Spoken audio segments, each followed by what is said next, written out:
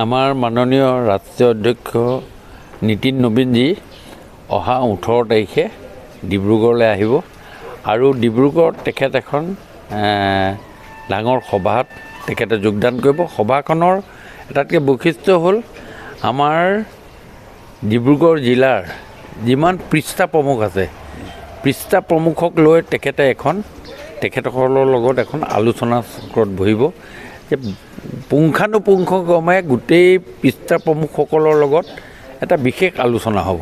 Meeting আকাৰ নহয়, আলোচনা হ'ব। এতিয়া ধৰক মোৰ ডিব্ৰুগড় সমষ্টিৰ অন্তৰ্গত 3280 পৃষ্ঠা আছে। এই 80 পৃষ্ঠাৰ এগেইনষ্টত আমাৰ এজন মানুহক দায়িত্ব দিয়া হৈছে যে তেওঁলোকে সেই পৃষ্ঠাটোক চাব।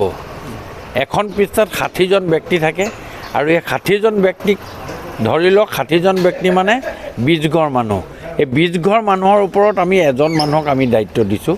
সেই যে এজন মানুহক দায়িত্ব দিছোঁ তেওঁক নামটো দিছোঁ আমি পান্না প্ৰমুখ বা পৃষ্ঠা প্ৰমুখ বা পেজ ইনচাৰ্জ।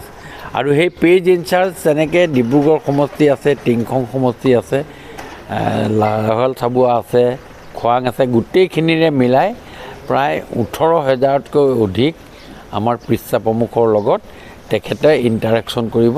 তেখেত আহিব আৰু তেখেতে প্ৰত্যেকৰ লগতেও নহ'লেও সমষ্টি ভিত্তিত তেখেতে কথা বতৰা পাতিব।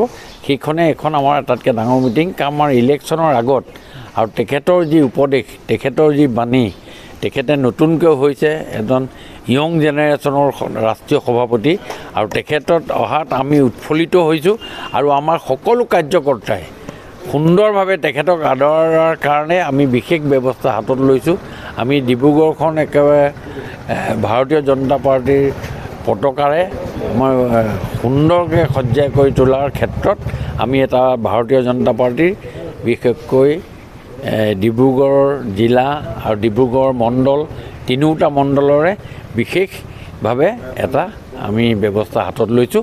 আৰু মই ভাবোঁ এটা সুন্দৰ এখন সভা হ'ব। আপোনালোকে দেখিব ৰাষ্ট্ৰীয় সভাপতি অহাৰ লগে লগে আমাৰ জিলা আমাৰ সভাপতিও আহিব, আমাৰ ৰাজ্যিক সভাপতি আহিব, মাননীয় মুখ্যমন্ত্ৰী মহোদয় আহিব, প্ৰাক্তন মুখ্যমন্ত্ৰী বৰ্তমান কেন্দ্ৰীয় মন্ত্ৰী সৰ্বানন্দ সোণোৱাল ডাঙৰীয়াও আহিব। এখন ধুনীয়া এটা পৰিৱেশ পৃষ্ঠা প্ৰমুখসকলৰ লগত এটা ইণ্টাৰেকশ্যন হ'ব। এতিয়া তেওঁ প্ৰথমে ডিব্ৰুগড়লৈ আহিব। ডিব্ৰুগড় অহাৰ পাছত পৰৱৰ্তী কাৰ্যসূচী তেওঁলোকে ঘোষণা কৰা নাই, কোন যাব তেখেত সেইটো ব্যৱস্থা হাতত ল'ব।